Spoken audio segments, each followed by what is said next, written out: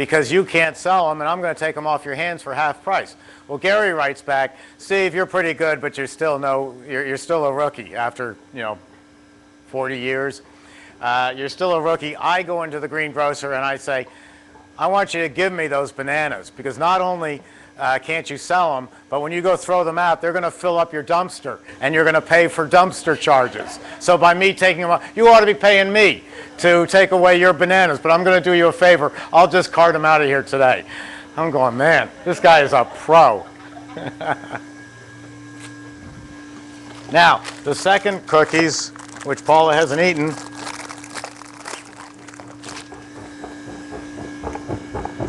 oh yeah? Okay. I'm going to take them and break them up. And I'm going to take each cookie and I'm going to snap it into about 3 pieces. And that's what I'm going to put into the ice cream. Interesting story about Oreo cookies. Somebody at Nabisco should have lost their job. I think it was Mike Flaherty, Mike's Ice Cream in Secaucus, New Jersey, was one of the, if not the first, one of the first to make Oreo cookie ice cream back in the early 70s. And so Mike's making Oreo cookie, and somebody comes in from Nabisco in Secaucus, New Jersey, some middle management guy, and says, you can't use our brand name. That's ours. Stop it, or we're going to sue you. He goes, but I'm giving you free advertising. Stop it. Don't use our name. So everybody in the industry had to stop using Oreo cookie ice cream. We had to call it cookies and cookies and cream, thank you, or cookie smash, or something like that. Hydrox does not work. There is no substitute for Oreo cookie. So to this day, all of us ice cream parlors do not call it Oreo cookie ice cream. How much business is Nabisco losing by thousands upon thousands of ice cream parlors around the world making Oreo cookie ice cream? I mean, we're going to buy the cookies from them, and they're going to get all this free advertising. It was just a terrible marketing mistake. And they still won't relent. You would think someone would say, we made a mistake. But then there's a reason why there's no ice cream at Kentucky Fried Chicken. Kentucky Fried Chicken, when I was back in the Bronx, was looking into going into the ice cream business. All the rage at the time was having co-businesses, not intermingled like they do today, which don't work. Baskin-Robbins and Dunkin' Donuts is a dismal failure. They can't give away the ice cream. But back then, they were trying to build, say, a Baskin-Robbins and a Dunkin' Donuts, if that was the combination. 2 separate buildings on 1 piece of land, 1 parking lot. It's got some good economies of scale. So they're trying to do this, and so Kentucky Fried Chicken was looking into making ice cream. And they came to the factory, and I'm getting ready to make the ice cream, except I'm doing it on the factory floor. And this is an old building. I mean, we got rats running by, and we got these scraggly cats, and it's just typical what you imagine an old factory would look like. And so they all come, and the ladies have Gucci handbags, and the guys are wearing Armani suits when it meant something. And everybody's dressed to the nines, and I'm pouring in the mix, and guess what? I've left the gate open. And the mix is going all over their feet and splashing up, and the stray cat comes by and starts licking it, and the rats are hovering around saying, this is looking good. And they just walked out. They just up and walked away. They didn't say anything. That was just the end of me. And they held a grudge. They held it forever. 20 years later, they get sold to PepsiCo. And they moved to down the street from my house in Purchase, New York. I was in Rye. So I write the chairman of the board. And I think, this is a great idea. I'm going to tell them the funny story about dropping it all over their Gucci shoes and all this stuff, and the Armani suits, and he'll get a laugh out of it, and who knows, maybe they'll consider doing it. So I write him this letter, and I beg for forgiveness. I get a letter back from the chairman of the board. It has 1 word on it. Dear Mr. Thompson, no. That was it. Still no sense of humor. But so that's why you're not going to see ice cream at Kentucky Fried Chicken. But that's fine. There's nothing worse than mixing fried food, for the most part, unless you've got a really great fire system to take the smell out. Otherwise, your Kentucky Fried Chicken the ice cream's going to taste like Kentucky Fried Chicken in about 4 days. because protein, which dairy is, absorbs flavors. If you cut up an onion and you put your milk in an open container in the refrigerator, your milk will taste like onion milk in no time.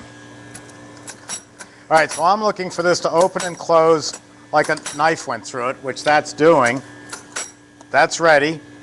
And so I'm going to open it part way and shake in my cookies. There's a couple of ways to do this, and I'll show you both. And this would be the same with if you're making butterscotch swirl.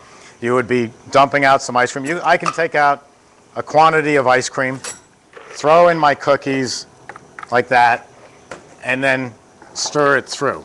That's one way. Another way is to open it part way, and as it's coming out, I'm just throwing in my cookies. Always make a few extra, because when you're learning how to do this, you tend to put too much in. And too much isn't bad. It's better than not enough until you get good at it. So now I've got my so-called fruit flavor, my Oreo cookies that were in the ice cream, and I've got my fruit identity. I can see chunks of cookies as it's coming out. Oh, and also now I can speed it up from 160 to 234 to help get the rest out.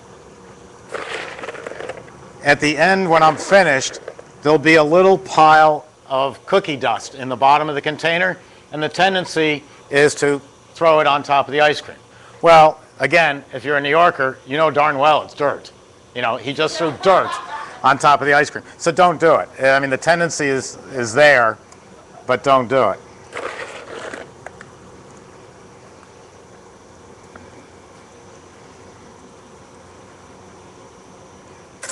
And some people will take a whole Oreo cookie and put it on the top of the tub when they're finished. So when you bring out a new tub, there's an Oreo cookie.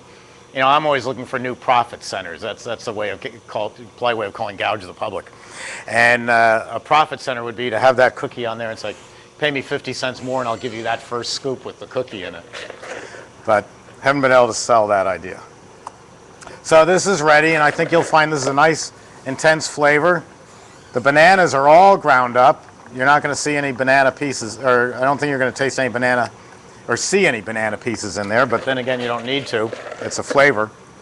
Some combinations don't work. I make a great coffee ice cream. I use Taster's Choice, and another trick I learned was to add a few squirts of, this is again from Ice Cream Folks, coffee tends to be bitter. So you add a few squirts of Hershey's chocolate syrup into the ice cream, and you won't taste the chocolate, but it takes away the bitterness. So I thought, well, if that works, then let's make coffee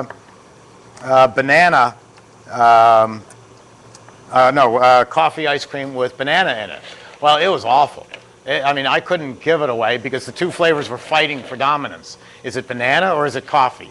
And people just didn't like that. But this combination of banana and Oreo cookie seems to work very well. So that's it. And I'll just throw in the last cookies, but not the dust. So why don't you come up and try this, and then we're going to break for lunch. We did promise lunch.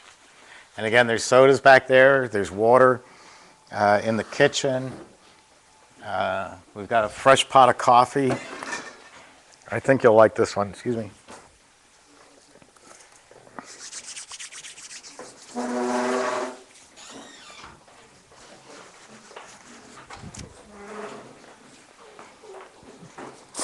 Here we go.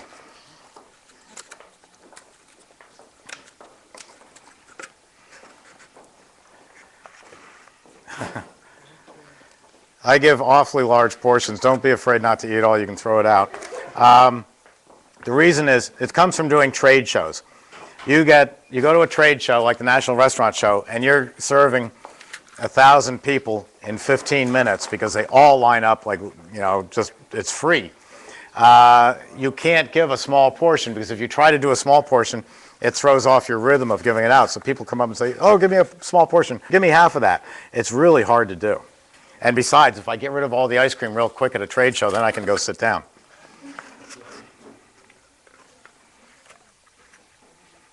There you go. I know. Hard to do. There you go.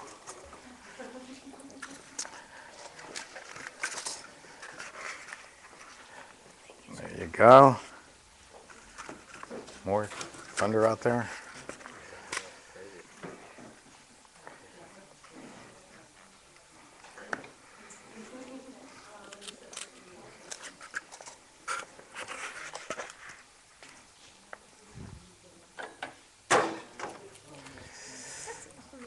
All right.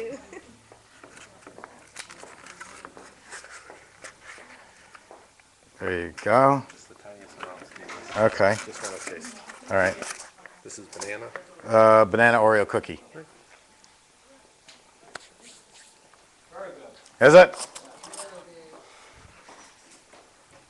I don't know anybody who doesn't like Oreo cookie.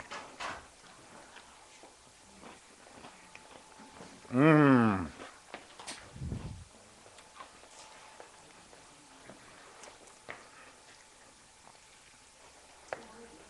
Question. How do you just go about creating a new flavor, whether it be ices, gelato, ice cream, flake? How would you know how much ingredients, and you have an idea in your head what you want to make, but how do you just go about putting it together? There's some generalities. On this machine, it's going to be either a quart of flavor, a pound of candy, or a pound, three quarters to a pound, I'd say. Would you agree with that? One tub? I don't usually do my things by weight, but Yeah, but for a tub, we'll use a quart of mix-in or. yeah, a quart. So whatever it is you're making, let's say you were going to make a walnut Oreo cookie. You might put in 1 pound bag of Oreos and a quart of walnuts, or 3/4 of a quart. And it's going to give you a pretty good idea. You might decide you don't like the ice cream. And there's Paula. Chips. Yay. We were noticing that there was some missing Oreos, Paula. Sadie ate them. Oh, okay. Well, then you're going to get the ASPCA on you for giving her chocolate. So we're ready to eat? Yes, everything is served. Okay. So we'll take a half-hour break from the camera, and Ken will turn down my sound, and after you have that, we can all have lunch.